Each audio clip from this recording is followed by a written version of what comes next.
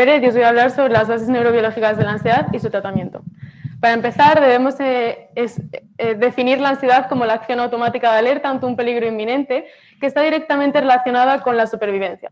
Cuando la respuesta es útil y su intensidad es proporcional a la amenaza, hablamos de ansiedad adaptativa. En cambio, la ansiedad patológica está conformada por un conjunto de trastornos con una ansiedad disfuncional con desajustes a nivel cognitivo, conductual y psicofisiológico. Estos trastornos son la crisis de pánico, la agorafobia con y sin trastorno de angustia, el trastorno por pánico, los fóbicos, en los que entran la fobia específica y la fobia social, y dentro de la fobia social está la fobia a los exámenes que íbamos a estudiar en este de abajo. El trastorno obsesivo-compulsivo, el de estrés agudo, el de estrés postraumático, el de ansiedad generalizada y otros trastornos. Dentro de la ansiedad hay en total 14 síntomas, pero realmente en los trastornos hay como mínimo 2 y hay en trastornos en los que hay otros síntomas, como puede ser la fobia social con el enrojecimiento. Algunos de estos síntomas son palpitaciones, sudoración, mareo, náuseas, etc. A la hora de hacer el proyecto nos planteamos una hipótesis o planteamiento y el nuestro es que la ansiedad patológica es un trastorno muy extendido actualmente y sobre todo después de la pandemia, pero también antes, y que puede estar inducido por factores exógenos como es la presión a los exámenes a la que están expuestos todos los alumnos, pero principalmente los que se van a presentar a las EBAUs en segundo de bachillerato. Para ello, hacemos una revisión bibliográfica, iba a asistir a sesiones psicoterapéuticas y iba a hacer un estudio estadístico sobre la fobia a los exámenes con los alumnos de segundo de bachillerato del curso pasado, pero por la pandemia no he podido hacer estas dos últimas, sí que he hecho la revisión bibliográfica. En ella nos planteamos los siguientes objetivos, que son estudiar los tipos de ansiedad, ya mencionados antes, las estructuras cerebrales implicadas y los mecanismos neurobiológicos, y también su tratamiento, que puede ser tanto farmacológico como psicoterapéutico. Todos sabemos que el sistema nervioso es el encargado de las respuestas autónomas y de la reacción de lucha y huida. Por ello, diversas investigaciones crean el circuito defensivo de supervivencia o red del miedo, en la que establecen un conjunto de estructuras cerebrales y las unen porque todas ellas actúan en el proceso de la ansiedad. En este esquema podemos ver que el estímulo fóbico entra por el tálamo, pasa a la corteza y en la corteza la información es minuciosamente procesada consiguiendo una respuesta precisa. Esta sería la vía lenta, que es la vía normal si no existiera la ansiedad. Pero también existe una vía rápida en la que el estímulo fóbico pasa por el tálamo, después al núcleo lateral de la amígdala y finalmente al núcleo central de la amígdala, donde la información no es prácticamente procesada y se consigue la reacción de lucha y huida, caracterizada por un aumento de la presión arterial, de la frecuencia cardíaca y de la tensión arterial. Esta respuesta se produce por conexiones de la amígdala con otros núcleos y también por conexiones del locus ceruleus. El propio locus ceruleus aumenta la producción de noradrenalina, produciendo la sudoración, el aumento de la frecuencia cardíaca y de la tensión arterial, también la dilatación de las pupilas y la piloerección. La sustancia gris periaqueductal produce la respuesta de congelamiento y la respuesta defensiva al miedo. El cuerpo estriado produce la respuesta motora característica de la reacción de lucha y huida y el núcleo lateral hipotalámico activa el sistema nervioso simpático. En la neurobiología de la ansiedad se considera que se puede dar la ansiedad por un déficit en los niveles o en el funcionamiento de los siguientes neurotransmisores.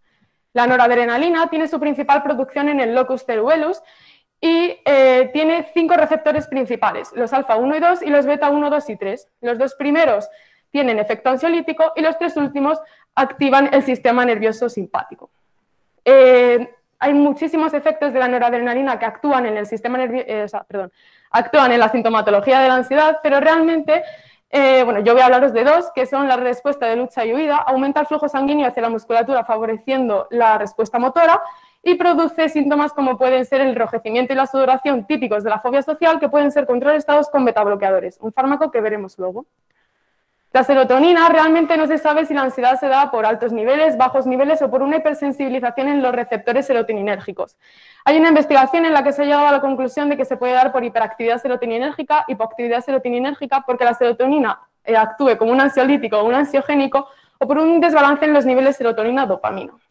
El interés por esta hormona o neurotransmisor se da porque los antidepresivos son muy eficaces en el tratamiento de la ansiedad. La dopamina tiene 3 grandes proyecciones dentro del sistema nervioso, que son la mesocortical, la nigrostriada y la mesolímbica, y dependiendo a los receptores a los que se una y su localización dentro de la amígdala puede producir un efecto u otro. Cuando se une a los D1 produce la ansiedad y cuando se une a los D2 actúa como ansiolítico. El sistema opiáceo endógeno es muy similar al sistema opiáceo analgésico y se divide en endorfinas, encefalinas y dinorfinas. El ácido gamma-aminobutírico o GABA es un neurotransmisor inhibitorio principalmente distribuido por el neocórtex que actúa regulando la sobreexcitación de las neuronas cuando se le da la respuesta ansiosa. Por lo tanto, si hay un déficit en este neurotransmisor, la respuesta se descontrola. Hay dos tipos, los GABA-A y endotrópicos postsinápticos, que están muy relacionados con las benzodiazepinas, y los GABA-B metabotrópicos presinápticos, que no están relacionados con las benzodiazepinas, o al menos todavía no hay evidencia de que lo estén. La colecistoquinina es un neurotransmisor principalmente distribuido por el hipotálamo que se encarga de regular la ansiedad, principalmente en los sistemas GABAérgicos, serotoninérgicos y noradrenérgicos. También se puede dar la ansiedad por un déficit en el funcionamiento de este eje hipófiso suprarrenal, que es un eje hormonal, y se encarga de regular la respuesta ansiosa siempre que actúa el sistema nervioso simpático, inhibiéndolo o restaurándolo por por la retroalimentación. El hipotálamo produce la liberación de hormona liberadora de corticotropina, esta de corticotropina y esta de cortisol, y el cortisol es el encargado de mantener la respuesta del sistema nervioso simpático. ¿Cómo podemos tratar la ansiedad? Hay dos maneras, está la farmacología y la psicoterapia. En la farmacología me voy a centrar principalmente en las benzodiazepinas y los inhibidores de la recaptación de serotonina, porque son los fármacos más usados o más eficientes. Las benzodiazepinas son los fármacos más usados, aunque en dosis prolongadas pueden crear dependencia y tolerancia. Alivian el malestar general y la tensión objetiva y subjetiva. Son sedantes e hipnóticos en dosis altas y pueden aumentar la irritabilidad y la hostilidad. Los inhibidores de la recaptación de serotonina o ISRS son antidepresivos, de momento no hay evidencia de que creen dependencia, tienen menos efectos adversos que las benzodiazepinas y por lo tanto son más eficaces. Sí que pueden crear síndrome serotoninérgico o síndrome de interrupción por los ISRS, que son síndromes que se producen por la discontinuación brusca en el tratamiento. Otros fármacos son las azapironas y los bloqueadores beta-adrenérgicos, de los que os he hablado antes, que actúan como complementarios de las benzodiazepinas. Por lo tanto, tienen un funcionamiento similar y si no actúan con ellos, pierden prácticamente su efecto. Los inhibidores irreversibles de la monoaminoxidasa y los bloqueadores beta-adrenérgicos actualmente están en desuso o no son muy recomendados, y los inhibidores reversibles, se han encontrado inhibidores reversibles de la monoaminoxidasa que han mostrado ser eficaces, aunque actualmente no hay muchas investigaciones al respecto. Las hormonas esteroides ansiolíticas no son muy usadas y los antidepresivos tricíclicos están en completo desuso porque tienen efectos secundarios muy graves. En esta imagen se representa uno de los tipos del GABA-A, uno de los receptores del GABA-A. Está formado por un conjunto de subunidades que forman el canal iónico y que tiene distintas hendiduras. Aquí se unen distintas sustancias y entre ellas el GABA y las benzodiazepinas. Como podéis ver, las benzodiazepinas se unen a esa hendidura y su funcionamiento se basa en aumentar la cantidad de cloro intracelular inhibiendo la neurona. Funcionan igual que el GABA, pero evidentemente no producen el mismo efecto. Si estas hendiduras se bloquean, se producirían compulsiones. En la psicoterapia me quiero centrar principalmente en la terapia cognitiva conductual porque es la más eficaz, pero antes debo explicar la terapia de conducta y la terapia cognitiva, ya que surge como una mezcla de ambas.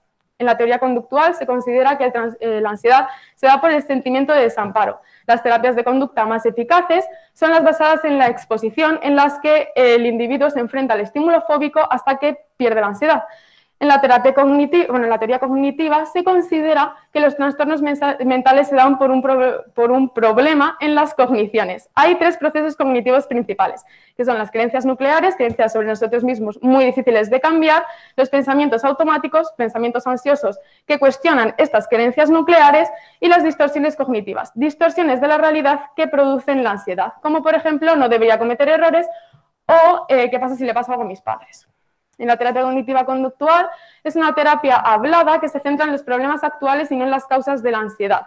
En ella se intenta que el paciente comprenda cómo se siente acerca de sí mismo, de lo que le rodea y cómo afectan sus acciones y las de su entorno. Es una terapia en la que se busca que los pacientes sean capaces de detectar sus pensamientos irracionales y cambiarlos por pensamientos positivos a partir de cuestionarse su exactitud. En la terapia cognitiva conductual para la fobia social se basa en estas 4 técnicas, que son la exposición, la reestructuración cognitiva, la relajación aplicada y el entrenamiento en habilidades sociales. Sí que es verdad que la última es más propia de la fobia social, pero las otras 3 se pueden usar en cualquier otro trastorno y son técnicas sacadas de las otras 2 terapias que he explicado antes y que tienen más técnicas para el tratamiento de la ansiedad. En el tratamiento de trastorno de ansiedad generalizada y trastorno de ansiedad por separación en niños se han establecido estos 2 planes, que son el plan Temor y el plan Friends, apoyados en los siguientes workbooks, en los que se establecen un conjunto de actividades para que los niños puedan entrenar mejorar su ansiedad a partir de manera lucrativa. En el segundo hay terapia con los padres y ambos pueden estar apoyados por los maestros.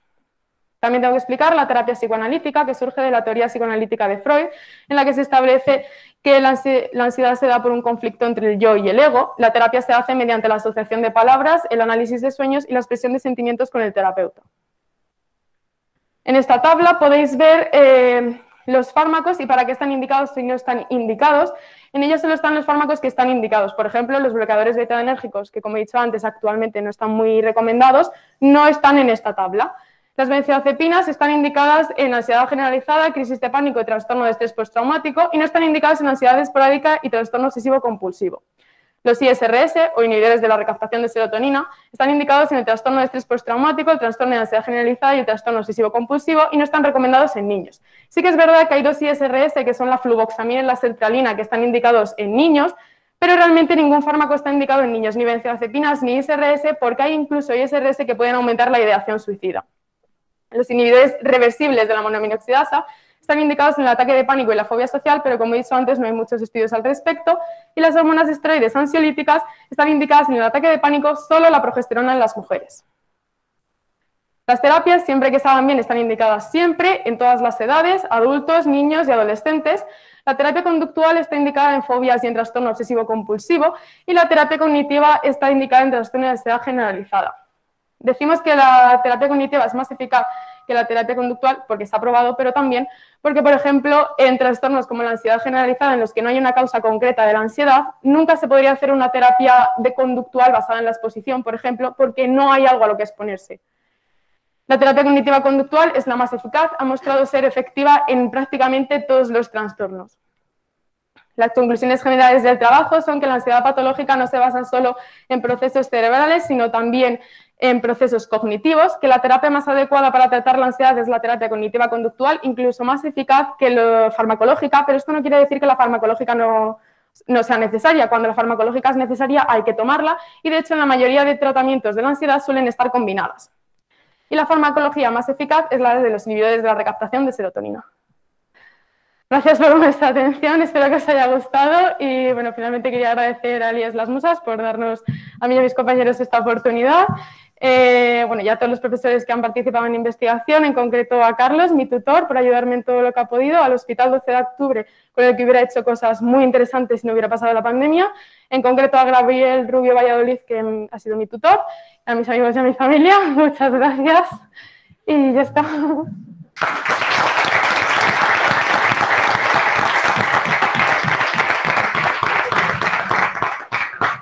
Bueno, respira un poco, ¿vale? Respira un poco. Y déjanos respirar también a nosotros. Perdón. Qué barbaridad, qué cúmulo de información en tan poco tiempo. Es impresionante, la verdad. No sé qué decirte ahora mismo. Yo mejor paso la palabra y después te cuento, ¿vale? Vale. ¿A mí? Lo primero, decirte que de verdad me ha gustado mucho la revisión, que lo has hecho muy bien. Gracias. No estaba muy segura de si luego serías capaz de reproducir lo que habías puesto, porque he de decir que lo que son las bases anatómicas lo has hecho perfecto, toda la circuitería está súper bien.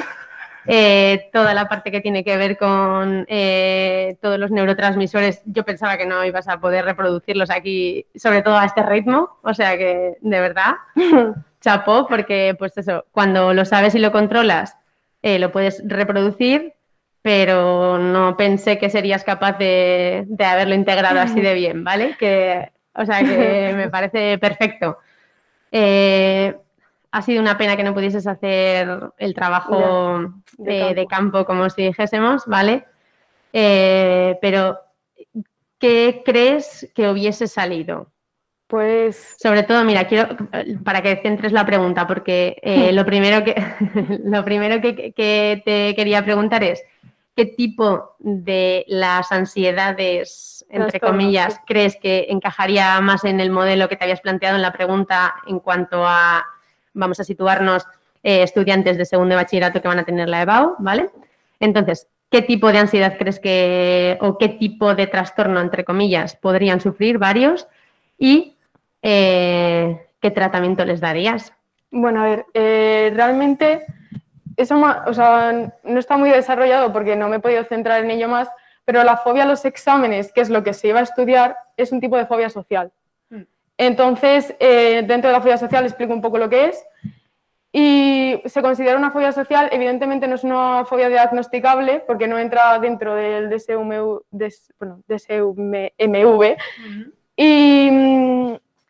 Y perdona cómo seguía antes de lo de tratamiento, lo siento. Mira, espera, no te preocupes. O sea, te lo voy a volver a repetir, porque tú principalmente crees que lo que hubiese sucedido sería una fobia a los exámenes, ¿no? Sí, vale. Claro. ¿Crees que hubiese habido alguna otra posibilidad, que hubieses encontrado otros casos en los cuales habría habido algún tipo de estrés o de ansiedad que no esperabas? O sea, tú imagínate, tú solo esperabas que hubiese habido fobia a los exámenes. Esa es un poco mi pregunta. La estadística era sobre la fobia a los exámenes principalmente, entonces iba a hacer preguntas guiando hacia ello. Eso. O sea, no era realmente un hecho de ver a un alumno que estás viendo que está sufriendo ante los exámenes y le haces el test, sino a todos. Sí, pero entonces, ¿no hubiese sido un test con preguntas generalistas como para saber qué tipo de ansiedades hubiesen sufrido? Vale. Es más dirigido a la fobia a los exámenes, sí. Vale. Y el tratamiento, bueno, realmente tratamiento psicológico como... Sí, tratamiento, justo. Tratamiento psicológico como tal y farmacológico, evidentemente yo no puedo decir nada, pero sí que en la mayoría de libros que me he leído que van sobre esto, se establece que... pues que es un poco de los responsables en estos, tanto el alumno como los profesores, como a lo mejor los sanitarios que puedan estar un poco más fijados, pendientes en eso, ¿no? En los alumnos principalmente que se revise la materia y se estudia al día, lo que nos dicen siempre, porque nos lo dicen siempre, que hagamos sería eso. Y en los profesores es, a ver, yo como alumna pues normal, claro. Era un poco no comparar entre alumnos, hacer de la clase un ambiente sano para que los alumnos no sientan que están siendo comparados y que no sientan que lo que están haciendo, si lo hacen mal, es un fracaso. Eso también es un poco dentro del alumno. Uno de los problemas por los que se da la fobia a los exámenes es la autoeficacia, que es que si tú piensas que algo se te va a dar mal, se te va a dar mal. Y se basa en eso, en ver que has hecho algo mal como un fracaso, no soy capaz de hacer esto porque es demasiado difícil para mí, pues entrenar en eso, en esto es muy fácil, o sea, no es muy fácil pero esto lo puedes hacer y lo puedo hacer y así. Esa es una de las cuestiones. Una de los tratamientos de las fobias es la exposición precisamente. La exposición, sí. Por ejemplo, aquí en el instituto se hacen unas pre-EBAUs, eso sería como una exposición, por ejemplo. Eso era un poco también lo que te quería decir. Lo siento. Luego tengo muchos otros detalles de quisquillosa, pero en general todo está muy bien. Así que... Bueno. ¿Quieres o no? No, para añadir, no. Si tienes alguna pregunta. No son preguntas, son cosas que he encontrado de detalles en algún escrito y eso, pero vamos, que no. Vale. Hola. Bueno, pues nada, Alba Pérez, enhorabuena. Lo primero, felicidades por tu trabajo. Y la velocidad a la hora de hablar me ha sorprendido. Lo siento. Tienes una... No, es un piropo hacia ti. Tu oratoria es de 10. Muy bien. Y me da mucha pena, ahora te haré una pequeña pregunta, pero me da mucha pena que no hayas podido, por culpa de la pandemia, ¿no? Poder, como tú dices, hacer el trabajo de campo y no haber completado tu excelente trabajo con las prácticas. Ya. Pero una cosa te digo, la ansiedad ante todo es un acto reflejo Sí, claro. a nivel de supervivencia. Sí, sí, lo digo Tiene al una principio. connotación totalmente negativa, que es una pena que la sociedad vea que la ansiedad siempre se relaciona con algo negativo, cuando no.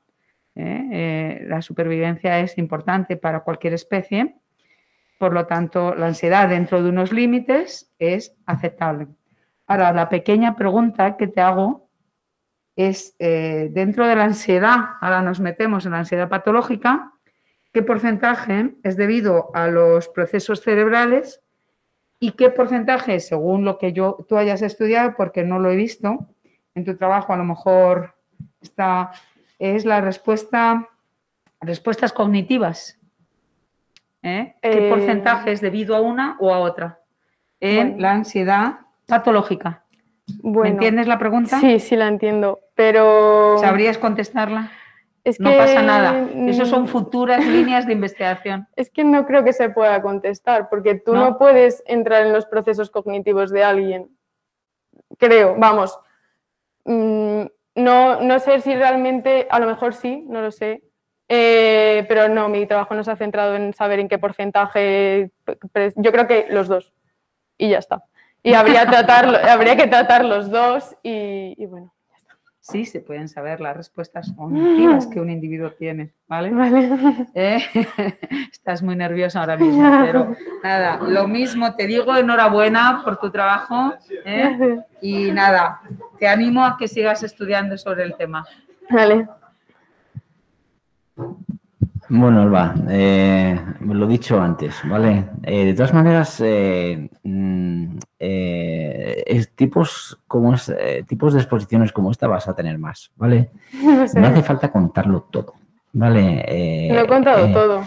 ¿Eh? Ya lo sé que no has contado todo, ¿eh? Está aquí todo tu trabajo y nos lo llevaría más tiempo, ¿no? Pero quiero decirte que muchas veces cuando se va muy deprisa, ¿vale? Pues a la persona, tú lo tienes muy claro en tu cabeza, ¿no? Pero a la persona que a lo mejor no está totalmente familiarizada con los conceptos que tú manejas, tarda más tiempo en procesar, ¿no? Entonces es mejor a lo mejor ir a un ritmo más pausado y enfatizar más en aquellos aspectos que tú crees que son indispensables para poder explicar tu proyecto, que no tienes por qué explicarlo, sino esbozar exactamente lo que tú querías hacer, ¿no? Que hacerlo tan rápido. Dicho esto, de maravilla. Es decir, lo has hecho fenomenal, ¿eh? Y creo que, no sé por qué, me da la sensación que vas a volverlos a repetir de alguna manera. Miedo me da lo que me has dicho de las prebaus, miedo me da. A lo mejor tendremos que consultar alguna cosilla después, ¿no? Pero habrán y espero, por el bien de todos, que estén, y que iba a decir que la podamos disfrutar. Vosotros no lo vais a disfrutar, pero es así. Pero sí os sirve mucho para que después esa ansiedad no aparezca. Eso es muy importante. Es mucho peor que ese proceso aparezca después que en ese momento en el que es en un ambiente controlable, ¿no? Y no en el siguiente que es descontrolable. Eso por una parte. Y por otra parte, una pregunta. Hay dos tratamientos, lo has distinguido muy bien, ¿no? El farmacológico por una parte, el terapéutico por otra, vamos a decirlo de esa manera. ¿Tú crees que los dos pueden ser independientes? Es decir, que de alguna manera los dos tratamientos se tienen que compatibilizar o pueden tener vías, digamos, independientes y que uno no toque al otro y el otro no toque al uno, ¿no? O realmente no, realmente se complementan muy bien en el grado que sea, ¿no? Y al final se acaba con ese doble tratamiento. Yo, como opinión, pienso sí. que es necesario que los dos estén juntos, porque, como he dicho en las conclusiones, la ansiedad patológica se da por procesos cognitivos y por daños cerebrales, por procesos cerebrales. Entonces, hay que tratar los dos. No, yo creo que si se hace una terapia farmacológica, al final falta de la parte de tratar los procesos cognitivos, y si se hace una terapia psicológica, falta la parte de tratar los diferentes déficits en los neurotransmisores que se pueda tener, y creo que son necesarias las dos. Ya lo que haga cada médico o lo que se haga en general, no sé.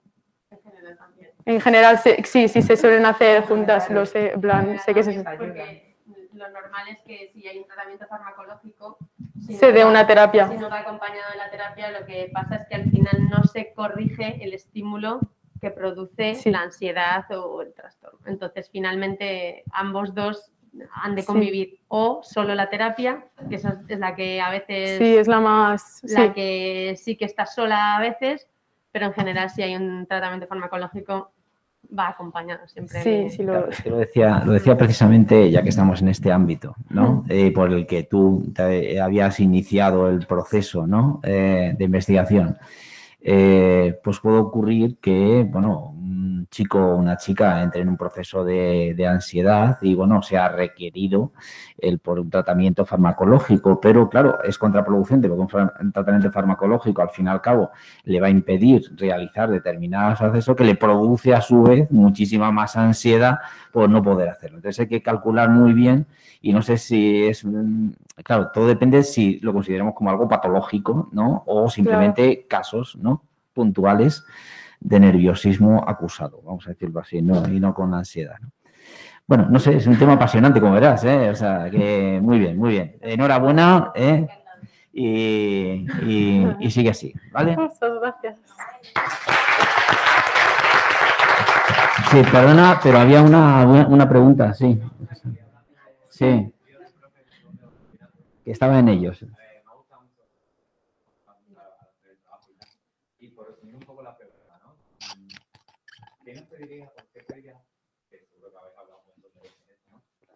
El profesorado, ¿cómo podemos ayudar cuando entráis en eso? Porque muchas veces nos falta herramientas, cómo ayudaros, ¿no? Más allá de que otras veces sabemos que simplemente está el estudio y disfrutamos de estudiar eso. Pero es un tema que le pasa a la persona que está con un 9, un 10, un 5, un 4, ¿qué nos pediría? O sea, ¿cómo podemos ayudar? Si lo habéis hablado, yo en mi experiencia... Es un tema que nos preocupa un montón en este centro. Está a flor de piel, te puedo decir que desde primero de la ESO, el año pasado fui tutor del primero de la ESO, y la opinión que tenía de algún lado es que venían, yo les pregunté qué más gente tenéis de las musas, y el 100% de la clase dijo que era el centro más difícil de todo el barrio. Entonces es algo que está, es algo social, como habéis dicho, que está en el barrio, pero ¿cómo podemos nosotros ayudar? Desde mi experiencia... sobre todo lo de no... Bueno, uno se compara a sí mismo él solo. Porque, bueno, depende de cómo seas también, pero sí. Eso, no comparar entre alumnos, y yo creo que también un poco el refuerzo. Si has visto que algo le ha salido bien a alguien, dile que le ha salido bien. En plan, esto lo has hecho bien. Has sacado un 8, muy bien. En el otro sacaste un 4. Oh, toma, qué bien. Claro. El 4, pues, si suspendéis, sabes que ha sido por un problema que no va más allá de no estudiar, pues en la próxima sacarás mejor, ya lo verás.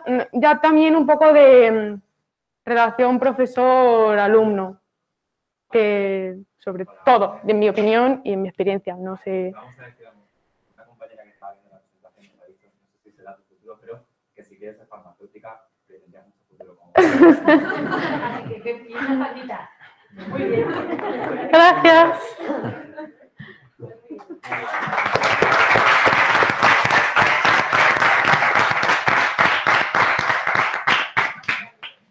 Bien.